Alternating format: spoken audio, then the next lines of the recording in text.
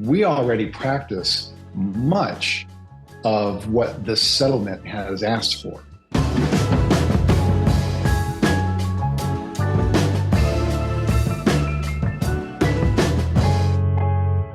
Thank you and welcome back to this week's episode of Change in the Market. Today, as we stated last week, will be part 2 of our discussion about the NAR settlement. And joining us today, as always, is noted industry trendsetter and luminary and executive chairman of the Masiello Group, Chris Masiello. Thanks for joining us this week. Hey, Kevin, good to be with you, and always good to be with everybody in our community. If you haven't done so already, make sure to check out below. There'll be a link to part 1 where you can tune in to our discussion about the NAR settlement. And so for this week, what we want to talk about is NAR overall, what the settlement means in regards to certain regions around the country, and we'll help that guide our conversation for today. So Chris, why don't you start off discussing about NAR and maybe some of their standards of practice? Yeah, thanks, Kevin. It's good to continue this conversation because I think as we talked about last week, there was a lot of clickbait out there that people.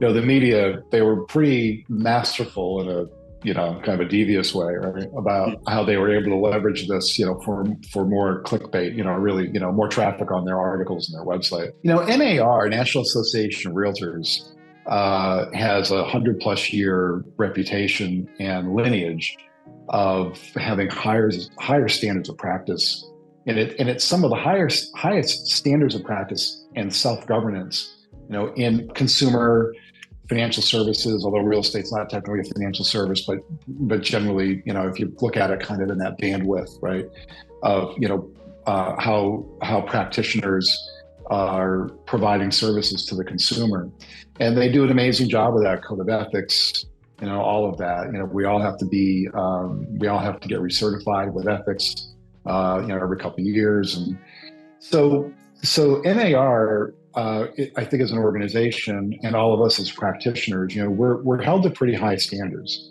in parts of the country. So my organic markets are northern New England, in particular, Maine, Hampshire, Vermont, and we already in those states, we already practice much of what this settlement has asked for.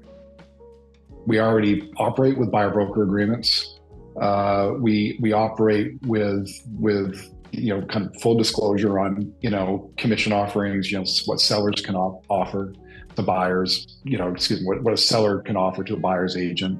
That's obviously always in the seller's discretion. So we already operate this way. Now there are other parts of the country that I'm not going to get into which ones. There are other parts of the country that don't. It's not customary. Mm-hmm. And so I think the fact that this shores that up is a good thing. Now, the United States is a big country, right? It's a big country. There's 50 states, right? Territories. They all have their own real estate laws. Mm-hmm. They all have their own real estate licensing process. There is kind of a national testing aspect of our licensing, of our licensure. Yep. But generally it's driven state by state. And so not every state or region operates the way, frankly, that we're used to operating in parts of New England. Mm-hmm. Now I know there are other parts of the country that operate the same way we do. So it's not mutually exclusive to us, but there are other areas where buyer brokerage agreements and all that are not common. Mm-hmm. And so, in some ways you can kind of see the origins of this where, firming up, well, what does buyer representation mean? And so, I think that's important to put out there that this is a big country, very diverse, sales prices are diverse just within our 4-state footprint. When you take a look at, varying sales prices and, all that, there's a lot of variety just within our 4-state footprint, New Hampshire, Maine, Vermont, and parts of Massachusetts.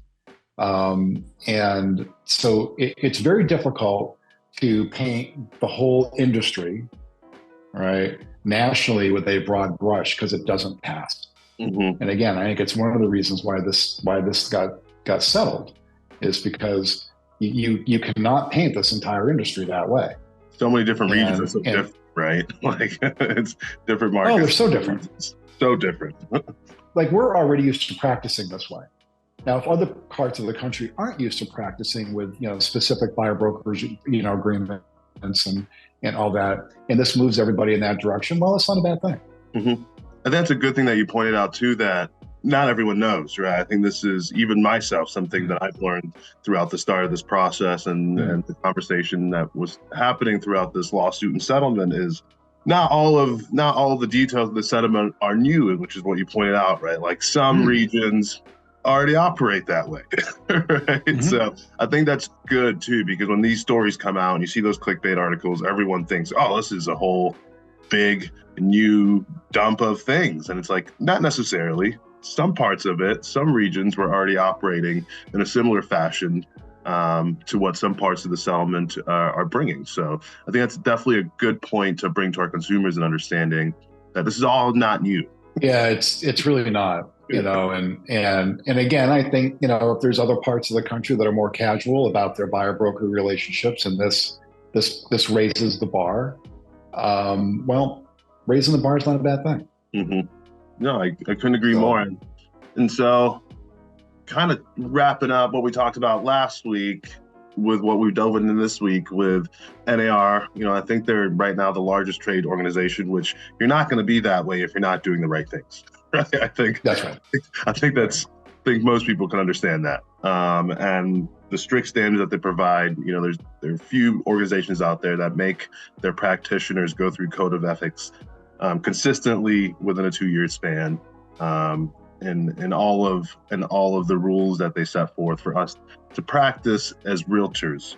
So to kind of round that up, with last week's conversation about dispelling the myths, like maybe let's dive into the not final, but strategies or pieces of advice bring to our consumers as more information about the settlement is going to be released, right? It's not final, it's a long process. So what advice could we give them now as we move forward? Yeah, it is going to be a long process, Kevin. Again, like we talked about in last week's episode, even in the NAR FAQs, they said this is going to take several months. Well, you could be several means a lot. So, typically it means 7, but several could be 9, several could be 6. So it's going to take a beat. Again, for us and again, the organic markets that I'm used to, my origins, we already practice this way. So, it's not really totally new. I think it's good to touch upon one of our points from last week again, is that, and again, this was a very sneaky clickbait that, housing prices will go down. I feel like a broken record. However, we know why prices are the way they are. They're that way because we have a systemic shortage of inventory, and we have a lot of different demographic groups orbiting the housing market at the same time. This legislation, this settlement, and then, whatever the trade association then promulgates to us through the settlement, this doesn't change anything. It does not change the underpinnings of the market. It just doesn't. And I think, talking about if I'm a buyer, what are kind of the tactical insights, right? As a buyer, first of all, is have a buyer's agent. You'll work out the compensation piece. Okay, have an agent. All right, this is very, very complex, and you're going to want to have somebody to help you navigate your way through this. Because again, we talked about this last week. You're talking about the mortgage process is complicated. You have, you can get, title issues. You can get title insurance issues. You got, homeowners insurance. Homeowners insurance used to be a slam dunk. Okay, homeowners insurance can be a little complicated. Then you get into zoning, and what are the legal ramifications of the contract? Is my deposit refundable? Isn't it? All these things. There's a lot that goes into it, and I think tactically, from a buyer's perspective, leverage the relationship with your buyer's agent for their knowledge. That's why they're there. Mm-hmm. You'll work the compensation out. Sellers are still going to offer compensation because it's in their, it's as we talked about last week, it is very much in their best interest to do so. And then also don't buy into this whole thing, that this whole talk track that housing prices are going to go down and you're going to wait to let this, see how this litigation pans out. And then a year from now, see if housing prices have gone down, because I'm telling you, that is not a thing. Yeah, I couldn't have said it better. And do we have any insights or tactical advice for sellers? I think more like we talked about last week, that a smoother transaction is good for everybody. You're reducing your post-transaction risk. It's how you compensate is good marketing for attracting buyers, right? It does make the listing more noticeable in the marketplace. So it's just good marketing. No, and I think that's fantastic advice. And I think so. Yeah, close us out, Chris. I think that's a great way for us to wrap up this episode and close us out. Yeah. So buyer brokerage has been around for a long time, right? So the underpinnings of it are there. It's not like we have to recreate a whole new way of practicing, right? And that would be true really across the country, right? Although its implementation might be, more or less developed in some places. And so in some ways, and not to minimize anything at all, it's just that sometimes that the more things change, the more they stay the same. And so the industry is already prepared for this. Like we in some parts of the country already have very strong buyer brokerage practices. And so I look at this as, potentially could be a very good thing, for everybody, the consumer and the agents. It just has to be woven correctly and the correct understanding. Right. So sometimes if something seems too good to be true, well, it is. So like these things about housing prices are going to go down and all these other things, I be careful about that. That's just not something you want to really subscribe to. I just don't see that being the case. I think the best advice for people right now is whatever your housing needs are, stay in the housing market, finish your needs, hire an agent. It's the very, very best way for you to make, for really most of us, what is the most substantial investment in your life. And it should be taken seriously. A lot of the clickbait really trivialize that. Mm-hmm. And that's an injustice. It's amazing that clickbait still works. But we've seen another example of just how amazing the media landscape could be with that strategy. And I think that's a great way for us to close out today with that sentiment of, if you're in the market, stay in the market, work with your agent, go achieve your goals. And we hope we've diminished any sort of anxiety that you might have had regarding the settlement and the process with NAR in this litigation. In these two parts that we've discussed. As more information comes out, we will be sure to try our best to continue providing those facts and insights that you so desire. So thank you again. If you haven't watched the first week of part one, there'll be a link below. Please watch part one of our discussion.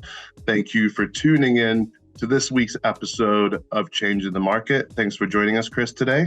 Yeah. Thanks, folks. Good to be with everybody. Thank you. Please like, subscribe, this one especially, and part one. Please share with your entire sphere so we can get factual information out there to our consumers, to your friends, and to your colleagues. And we'll see you next week for another episode of Changing the Market.